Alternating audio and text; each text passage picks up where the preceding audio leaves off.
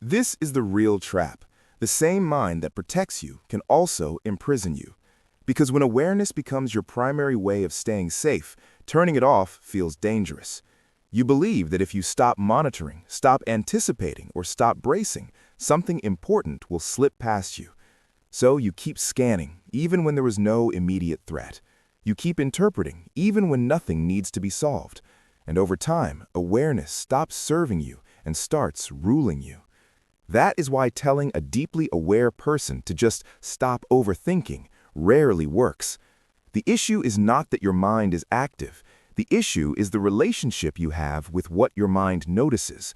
If every thought feels urgent, every feeling feels meaningful, and every tension feels like a signal, your system never gets to soften. You stay loyal to alertness because alertness once helped you survive. The shift begins when you stop treating awareness as a command and start treating it as information. Notice what you notice, but do not worship every conclusion. Not everything means something. Sometimes a pause is just a pause. Sometimes a mood is just a mood. Sometimes a thought is just a thought passing through a tired nervous system. The second principle is just as important. Not every feeling needs fixing. You do not have to solve every discomfort the moment it appears. Some feelings are messages, others are weather. They move, rise, peak, and pass.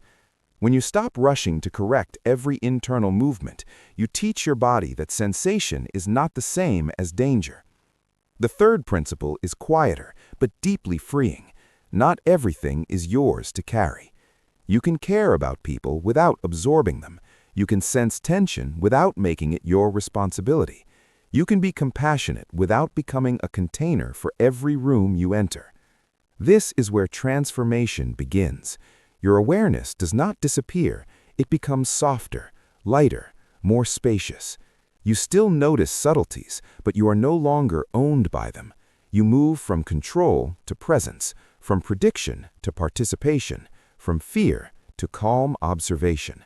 And in that state, your depth becomes usable again. Your sensitivity becomes wisdom instead of strain.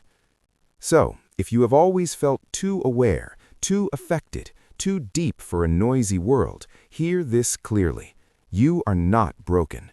You may be highly perceptive. You may be deeply intelligent. You may have learned awareness in order to survive. But what once protected you does not have to define you forever. Your gift is not that you see everything. Your gift is that you can learn which things deserve your attention and which things deserve your peace.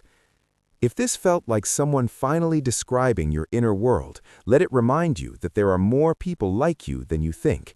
And if you know someone who carries life this way, share this with them. Tell me in the comments whether awareness feels more like a gift or a burden. This kind of person often shows up in ways that seem ordinary at first. The signs are easy to miss because they can look like thoughtfulness, responsibility, or maturity. But underneath, there is usually a deeper pattern.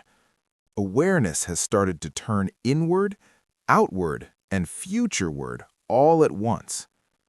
The first sign is overanalyzing small interactions. You replay a message, a glance, a pause, or a minor change in tone and ask yourself what it meant. On the surface, it looks like careful thinking. Underneath, it is the mind trying to create certainty from ambiguity. If you can decode every signal, maybe you can stay ahead of pain. The second sign is constant self-observation. You do not just feel things, you watch yourself feeling them. You notice your voice, your face, your timing, your reactions, and how others might be reading all of it. This can make you seem self-aware, but it can also make you feel split in two. One part of you is living, the other part is monitoring the life. The third sign is distrusting simple intentions. When someone is kind, you wonder what is behind it. When someone is distant, you assume it means more than they say. When someone gives mixed signals, your mind fills the silence with possible meanings. This does not happen because you are irrational. It happens because your awareness has been trained to search for what is hidden, not just what is visible. The fourth sign is absorbing emotional atmospheres. You walk away from certain people feeling heavy, restless, or drained, even if nothing dramatic happened. Your body registers tension quickly, your mind interprets it even faster. Sometimes you are not only feeling your own state, you are carrying the emotional weather of the room.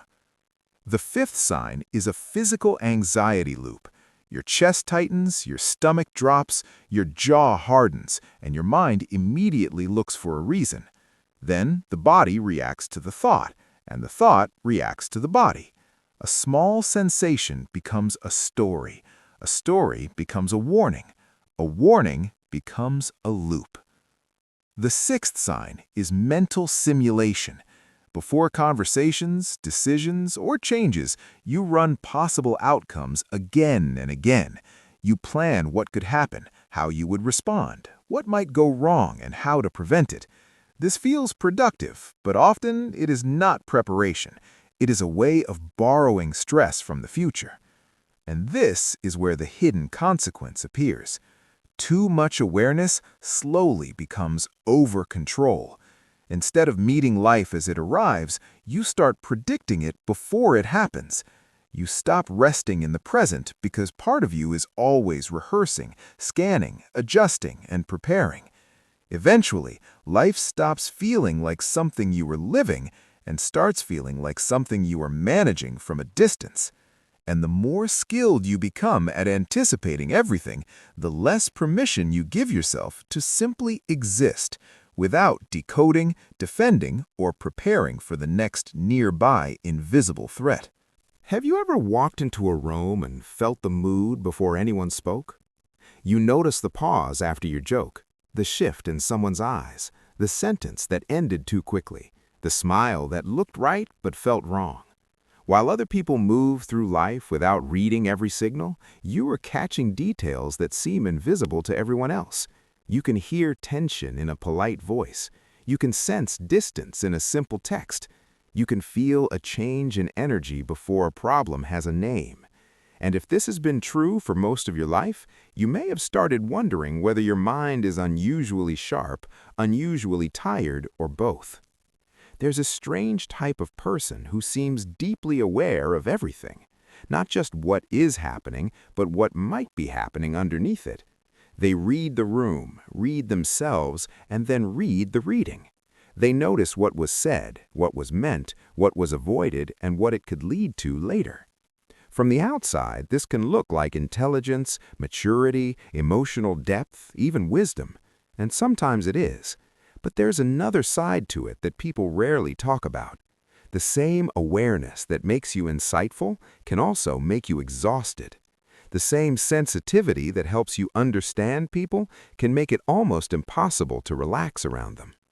At first, this trait feels like a gift. You're thoughtful, perceptive, and hard to fool. You pick up patterns quickly and connect dots that other people miss. You can often tell when someone is hurting before they admit it. You can sense when a situation is off before it fully unfolds. That kind of awareness can make you compassionate, prepared, and emotionally intelligent. But when awareness never rests, it stops feeling like a gift and starts feeling like background noise that never turns off. Your mind keeps scanning, your body keeps bracing. Even in quiet moments, part of you is still watching for what could shift. So why are some people like this? For some, it begins with temperament. They were born sensitive. Their nervous system takes in more information, processes more deeply, and holds on to experience longer.